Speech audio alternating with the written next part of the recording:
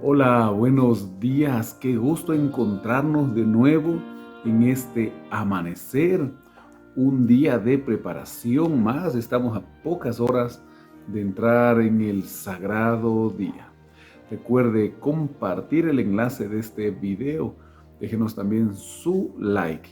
Y antes del estudio de hoy, un capítulo muy especial sobre el estudio del santuario, le invito para que juntos iniciemos en oración. Mi buen Dios y Padre, gracias Señor por las bendiciones, por la vida, por tus cuidados. Gracias porque hoy nos permites estudiar tu palabra. Bendice a mis amigos, Señor, bendice este momento de estudio. Queremos aprender más sobre el plan de salvación. Lo rogamos en el nombre de Jesús. Amén. Amén. Hoy, el capítulo número 9. Desde el verso 1. Ahora bien, aún el primer pacto tenía ordenanzas de culto y un santuario terrenal, pues el tabernáculo estaba dispuesto así. En la primera parte, llamada el lugar santo, estaba el candelabro, la mesa y los panes de la proposición. Tras el segundo velo estaba la parte del tabernáculo, llamada el lugar santísimo. Allí había un incensario de oro y el arca del pacto cubierta de oro por todas partes, en la que había una urna de oro que contenía el maná, la vara de Aarón que reverdeció y las tablas del pacto. Sobre la urna estaban los querubines de gloria que cubrían el propiciatorio. De estas cosas no se puede ahora hablar en detalle. Es interesante cómo describe Pablo al lugar santo y santísimo. Si notamos, hay una diferencia. El incensario de oro estaba antes del velo en el lugar santo, pero él lo pone dentro del velo o después del velo en el lugar santísimo. ¿Acaso hay alguna equivocación? De ninguna manera, sino que el incensario pertenecía al lugar santísimo, pero se encontraba en el lugar santo, por una razón. Lo dice también el comentario. El altar del incienso se hallaba en el lugar santo, pues diariamente se quemaba sobre él un incienso especial que era para el lugar santísimo, donde se manifestaba la presencia de Dios. Verso número 6. Así dispuestas estas cosas en la primera parte del tabernáculo, entran los sacerdotes continuamente para cumplir los oficios del culto. Pero en la segunda parte solo entra el sumo sacerdote una vez al año, llevando la sangre que ofrece por sí mismo y por los pecados de ignorancia del pueblo. El Espíritu Santo da a entender con esto que aún no se había abierto el camino al lugar santísimo, entre tanto que la primera parte del tabernáculo estuviera en pie, lo cual es símbolo para el tiempo presente, según el cual se presentan ofrendas y sacrificios que no pueden hacer perfecto en cuanto a la conciencia al que practica ese culto, ya que consiste solo de comidas y bebidas, de diversas purificaciones y ordenanzas acerca de la carne, impuestas hasta el tiempo de reformar las cosas. Hablándonos acerca de el simbolismo de aquellas cosas, nos dice el comentario también. El primer santuario y sus rituales eran una parábola que ilustraba la naturaleza transitoria del viejo pacto. Mientras el primer santuario mantuviera su validez ritual, no podía haber acceso al segundo tabernáculo, el santuario celestial del nuevo pacto, en el cual entró el Señor Jesús y del cual estaría ministrando en el lugar santo para luego entrar al lugar santísimo. Y de esto nos sigue hablando desde el verso 11.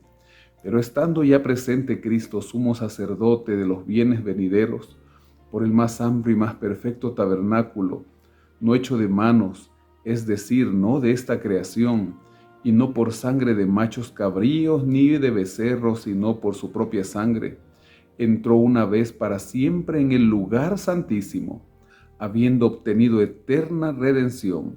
Porque si la sangre de los toros y de los machos cabríos y las cenizas de la becerra rociadas a los impuros santifican para la purificación de la carne, cuánto más la sangre de Cristo, el cual mediante el Espíritu Eterno se ofreció a sí mismo sin mancha a Dios, limpiará vuestras conciencias de obras muertas para que sirváis al Dios vivo.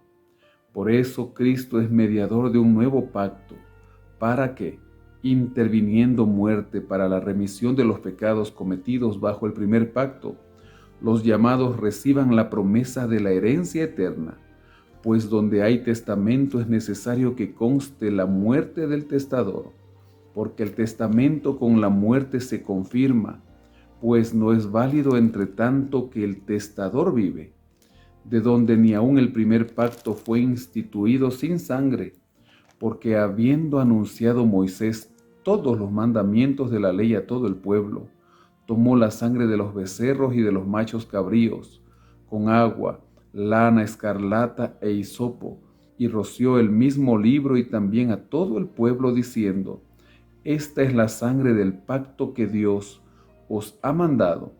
Además de esto, roció también con sangre el tabernáculo y todos los vasos del ministerio. Y según la ley, casi todo es purificado con sangre, y sin derramamiento de sangre no hay remisión. Así entonces el primer tabernáculo era sombra del verdadero que está en el cielo. Nos dice el comentario: los pactos en la antigüedad siempre incluían cláusulas de imprecación para el transgresor, a menudo representada con un derramamiento de sangre. Sobre esta base, el pasaje aquí argumenta que un pacto válido requiere la muerte del pactante que transgredió el pacto, y que por lo tanto la muerte de Cristo como sustituto del transgresor atestigua la validez del antiguo pacto. Verso 23. Fue pues necesario que las figuras de las cosas celestiales fueran purificadas así, pero las cosas celestiales mismas con mejores sacrificios que estos, porque no entró Cristo en el santuario hecho por los hombres, figura del verdadero, sino en el cielo mismo, para presentarse ahora por nosotros ante Dios. Y no entró para ofrecerse muchas veces, como entra el sumo sacerdote en el lugar santísimo cada año con sangre ajena. De otra manera le hubiera sido necesario padecer muchas veces desde el principio del mundo.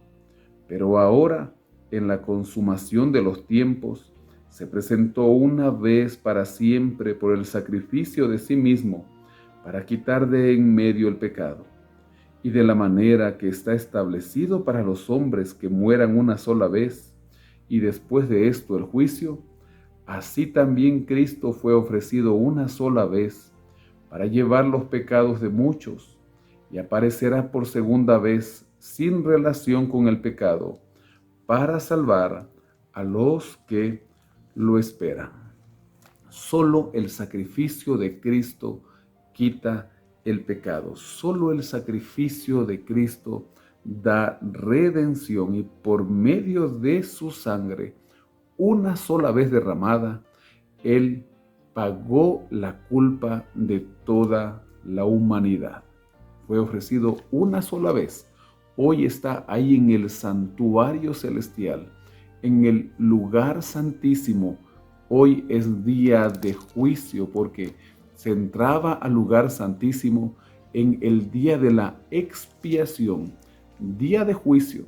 Pero el juicio de Dios es un juicio de amor, un juicio en donde todo aquel que cree en el Señor Jesucristo obtiene perdón de pecados y salvación. Nosotros debemos caminar con el Señor, no soltarnos de su mano, sabiendo que es un juez justo, un juez que nos ama, para que lo meditemos durante este día de preparación. Mi Padre, gracias porque nos amas, porque Cristo murió por nosotros, porque ese incensario lo representa a Él, porque Él aboga por nosotros y lo que nosotros no podemos hacer, Él lo hace, porque por medio de su intercesión nosotros en este mismo momento entramos ante tu santo trono, Señor. Escucha nuestra oración, que llegue como incienso en olor fragante hacia ti, Padre Celestial. Que tu Espíritu Santo obre en nuestras vidas. Lo rogamos en el nombre de nuestro Señor y Salvador Jesucristo.